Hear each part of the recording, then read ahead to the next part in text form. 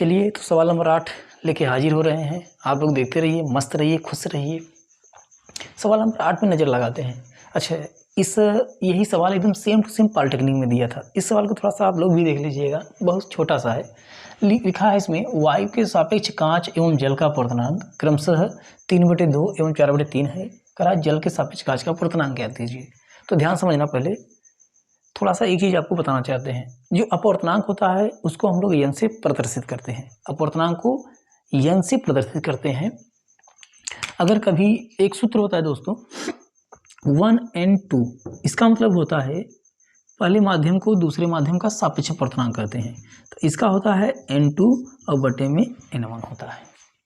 मतलब जो पहला माध्यम होता है वो दूसरे माध्यम का सापेक्ष अपवर्तनांक कहलाता है। तो इसको हम लोग 1n2 से या इसको n1 से प्रदर्शित करते हैं।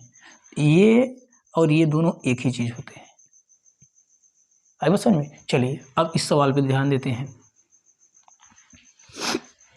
यहाँ पे लिखा है आपको वायु के सापेक्ष कांच एवं जल का अपवर्तनांक क्रमशः 3/2 एवं 4/3 दिया है। किसके सापेक्ष? वायु के सापेक्ष। तो वायु के सापेक्ष कांच का अपवर्तनांक और उसके बाद वायु के सापेक्ष ही जल का अपवर्तनांक दिया है। तो यहाँ पे लिखोगे वायु के सापेक्ष कांच का अपवर्तनांक। अब देखो वायु मतलब होता है एयर, तो इसको ए से, अपवर्तनांक माने यन, किसके सापेक्ष? कांच के, तो ANG लिखेंगे इसको। और दिया है आपको 3/2, तो यहाँ 3/2 लिख देना। फिर कह रहा है वायु के सापेक्ष ही कांच, यहाँ पे जल का अपवर्तनांक दिया है।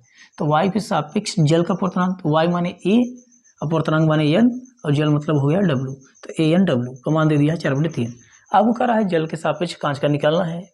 तो जल के सापेक्ष कांच का निकालोगे तो अब जल W हो जाएगा। जहाँ वायु की जगह A होता था वहाँ जल की जगह क्या हो जाएगा? W। वाटर माने पानी, तो माने जल, अपवर्तनांक माने n हो गया और कांच मतलब हो गया आपका G।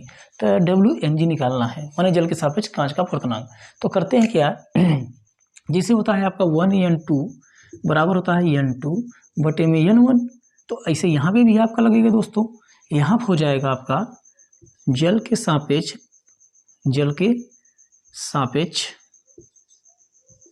कांच का अपवर्तनांक बराबर, कांच का अपवर्तनांक हो जाएगा आपका Ng और बटे में Nw।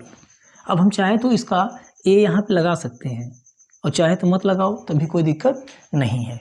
अगर यहाँ पे लगा भी सकते हो तो लगा भी दो यहाँ पे, लेकिन कोई दिक्कत है नहीं। तो ANG का मान आपका है दोस्तों 3/2। यहाँ पर ANW का मान आपको 4/3 दिया है, तो 4/3 रख दो बराबर 3/2। सेम लिखते हैं, गुणा अंश वाला हर में, हर वाला अंश में। 3 ऊपर गया 4 नीचे। अब इसको थोड़ा सा अगर कैलकुलेशन थोड़ा सा कर दोगे, WNG बराबर अंश का गुणा अंश में, हर का हर में, 3 त्रिका 9 और बटे 4 दूनी 8। यही दोस्तों आपका आंसर आ गया है ना छोटा। ये पॉलिटेक्निक में आया था, सोचो बहुत बढ़िया क्वेश्चन है। आशा है आप लोग समझ में आ गया होगा।